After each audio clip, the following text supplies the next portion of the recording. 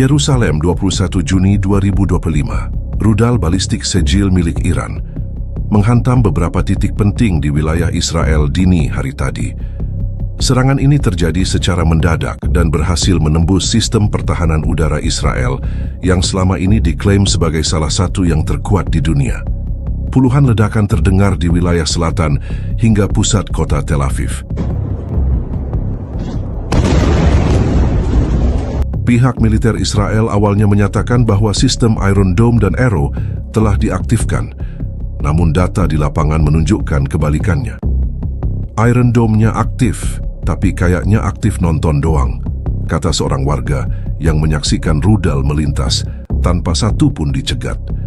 Ledakan menghancurkan sejumlah fasilitas strategis termasuk pangkalan militer, jaringan komunikasi, dan pembangkit listrik. Korban jiwa dilaporkan mencapai ratusan. Rumah sakit penuh, sementara pasukan pertahanan sipil terlihat kewalahan. Beberapa warga bahkan menyebut situasinya lebih kacau daripada antrean konser di Tel Aviv. Bedanya kali ini, tiketnya rudal, bukan festival. Perdana Menteri Israel Benjamin Netanyahu langsung menggelar konferensi pers darurat. Ia menyatakan bahwa negara dalam keadaan darurat nasional dan meminta dukungan dari dunia internasional. Namun respons dunia, khususnya Amerika Serikat, tidak seperti yang diharapkan. Gedung Putih hanya mengeluarkan pernyataan prihatin dan menyarankan, jangan dibalas dulu, nanti ribet. Beberapa sumber menyebut bahwa ISIS khawatir intervensi langsung akan memicu Perang Dunia III. Netanyahu yang biasanya lantang, kali ini terdengar seperti operator telepon yang baru ditinggal shift. Panik, bingung, dan sinyalnya hilang. Di media sosial, warganet internasional ramai-ramai membuat meme tentang kegagalan sistem pertahanan Israel. Bahkan, tagar "rudal lewat aja" jadi trending. Belum ada balasan resmi dari Israel terhadap Iran, tetapi militer dilaporkan sedang dalam tahap konsolidasi. Namun, dengan kerusakan yang masif dan moral pasukan yang terguncang, banyak yang bertanya-tanya, Israel siap menyerang balik, atau baru sadar mereka bukan di film Marvel. Serangan rudal Sejil dari Iran tidak hanya menyebabkan kerusakan material, tetapi juga menghancurkan stabilitas dalam negeri Israel. Laporan resmi menyebut lebih dari separuh wilayah Israel mengalami kehancuran signifikan. Dari infrastruktur militer, jaringan listrik, hingga fasilitas kesehatan semua terdampak parah. Kondisi ini memicu gelombang kepanikan nasional. Hingga sore ini, tercatat lebih dari 400 bangunan publik rusak berat dan 120 instalasi militer lumpuh total. Salah satu markas pertahanan bahkan hilang dari radar, bukan karena disembunyikan, tapi karena sekarang sudah jadi kawah.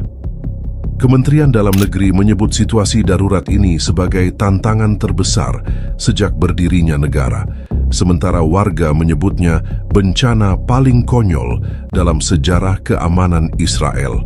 Di beberapa kota besar seperti Haifa dan Beersheba, terjadi aksi penjarahan dan bentrok antar warga yang berebut suplai makanan dan air bersih. Pasukan keamanan terlihat kelelahan dan tidak terkoordinasi.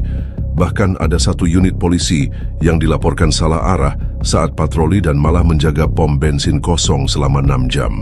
Pemerintah menerbitkan kebijakan lockdown darurat, namun tanpa dukungan logistik yang memadai. Banyak warga yang justru memilih keluar rumah untuk mencari tempat aman karena tempat pengungsian penuh dan kekurangan pasokan.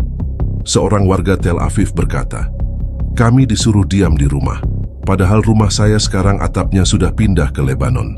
Lembaga penyiaran nasional mengalami gangguan siaran dan informasi resmi sulit diakses. Hoax serta informasi simpang siur menyebar di media sosial. Kondisi ini mendorong rakyat percaya pada pesan suara WhatsApp lebih dari pernyataan resmi Netanyahu. Sementara itu, jaringan transportasi nasional lumpuh. Bandara Ben Gurion ditutup total dan sejumlah pesawat dievakuasi ke Siprus. Kereta api berhenti beroperasi dan jalan tol utama dipenuhi kendaraan yang ditinggalkan pengemudinya. Tampaknya, satu-satunya hal yang masih berjalan lancar di Israel saat ini hanyalah kabar buruk. Di dalam tubuh militer sendiri mulai muncul suara ketidakpuasan. Beberapa mantan jenderal mengecam strategi pertahanan yang dinilai terlalu percaya diri dan terlalu banyak PowerPoint. Mereka menyatakan sudah memperingatkan risiko serangan ini sejak lama. Tapi seperti biasa, yang dibaca hanya slide pembukaan dan ditutup dengan tepuk tangan palsu. Oposisi politik memanfaatkan momen ini untuk menyerang Netanyahu. Mereka menuduh pemerintahan saat ini telah gagal total dalam menjaga keamanan nasional dan meremehkan ancaman nyata dari Iran. Israel selama ini sibuk membangun tembok, tapi lupa bahwa rudal itu tidak pakai tangga. Ujar salah satu anggota parlemen oposisi. Kondisi ini membuat kepercayaan publik terhadap pemerintah anjlok tajam.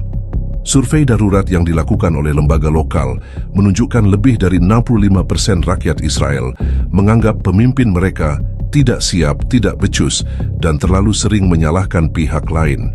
Di tengah kehancuran yang melanda, Perdana Menteri Israel Benjamin Netanyahu dilaporkan dalam kondisi tertekan berat dan panik. Sumber internal dari kantor Perdana Menteri menyebut Netanyahu langsung menghubungi sejumlah pemimpin dunia memohon bantuan militer darurat dan intervensi diplomatik. Namun tanggapan yang diterima justru jauh dari harapan. Pemerintah Israel dilaporkan pertama kali menghubungi Amerika Serikat.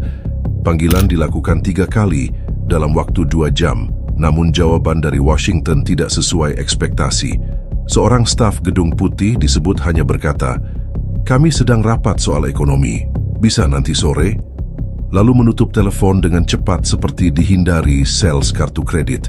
Sementara itu, kontak ke Prancis, Jerman, dan Inggris juga tidak membuahkan hasil. Mayoritas negara memilih untuk tidak mencampuri konflik, khawatir akan memicu eskalasi besar dengan Iran. Bahkan dari Uni Eropa hanya muncul pernyataan standar, "Kami mendesak semua pihak untuk menahan diri." Sebuah kalimat yang juga digunakan saat ada keributan di stadion bola, bukan ketika negara sedang dihantam rudal. Netanyahu disebut semakin frustrasi ketika menyadari bahwa sekutu yang selama ini dibanggakan justru bersikap dingin. Dalam rapat darurat kabinet, ia sempat menggebrak meja dan menyatakan, "Kita tidak bisa sendirian." Namun, respon dari salah satu menterinya dilaporkan hanya berupa diam. Sebelum akhirnya bertanya, "Jadi kita harus buka YouTube tutorial bertahan dari perang nuklir, Pak?" Upaya mencari dukungan juga dilakukan melalui jalur diplomasi PBB, namun hasilnya juga nihil. Dewan Keamanan masih terpecah dalam menyikapi konflik Iran-Israel dan mayoritas anggota tampaknya enggan mempercepat sidang darurat. Bahkan perwakilan Tiongkok dan Rusia dilaporkan justru sedang berdebat soal agenda lain, seperti siapa yang lebih kuat antara Batman dan Iron Man. Kondisi Netanyahu sendiri menjadi bahan sorotan di media. Beberapa media internasional bahkan mempublikasikan foto dirinya dalam kondisi letih dan bingung di ruang krisis, dengan wajah yang jauh dari citra tegas yang biasa ia tunjukkan.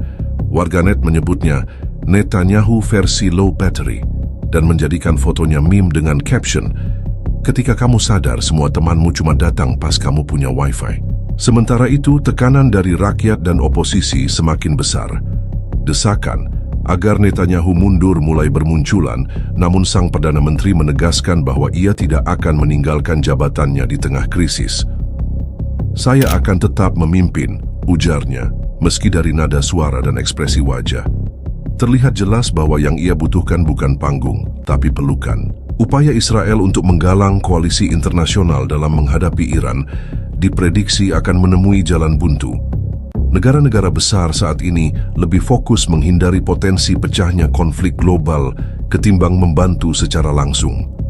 Bahkan salah satu diplomat asing dikabarkan berkata, "Kami dukung Israel sepenuhnya, selama dari jauh dan tanpa biaya." Pemerintah Amerika Serikat secara resmi menyatakan tidak akan terlibat secara langsung dalam konflik Iran-Israel. Pernyataan tersebut disampaikan oleh juru bicara Gedung Putih dalam konferensi pers pagi ini, menegaskan bahwa AOS memilih jalur diplomatik dan tidak akan mengirim pasukan maupun dukungan militer untuk Israel. Keputusan ini mengejutkan banyak pihak, terutama di Israel yang selama ini mengandalkan Washington sebagai sekutu utama.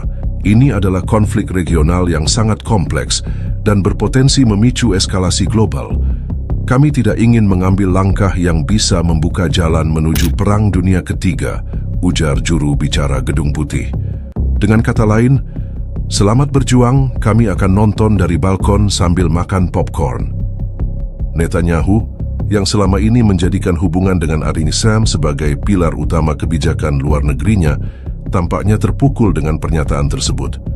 Sumber di internal kabinet menyebut bahwa PM Israel sempat berteriak, "Mereka janji akan bantu kita."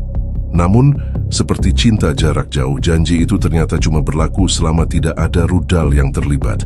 Media di Israel menanggapi keputusan ini dengan kritik tajam.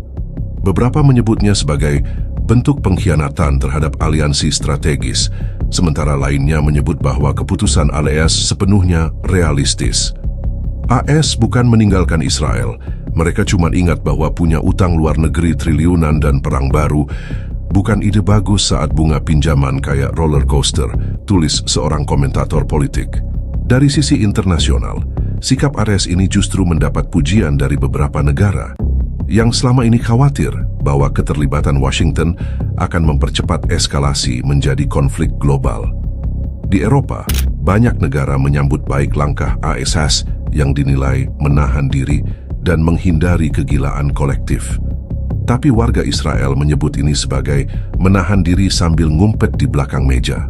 Iran sendiri belum merespons secara resmi keputusan AS, namun media pemerintah Iran dengan cepat memanfaatkan momen ini sebagai propaganda kemenangan moral. Salah satu presenter TV Iran bahkan berkata, ternyata Israel bukan cuma sendirian, tapi juga ditinggalin. Kondisi di Israel pun makin tidak stabil. Dengan tidak adanya bantuan militer asing, seluruh beban pertahanan kini berada di tangan internal. Pasukan cadangan diperintahkan untuk siaga penuh, namun krisis logistik dan kerusakan infrastruktur membuat mobilisasi menjadi lambat. Seorang analis militer mengatakan, Israel saat ini seperti pemain bola tanpa sepatu, tanpa wasit, dan gawangnya sudah dibakar. Oposisi dalam negeri menyerukan pembentukan pemerintahan darurat nasional, namun Netanyahu menolak, bersikeras bahwa pemerintahan saat ini masih mampu mengatasi situasi. Sayangnya, pernyataan itu dibacakan di tengah suara ledakan baru di latar belakang, membuat suasananya lebih mirip reality show daripada pidato.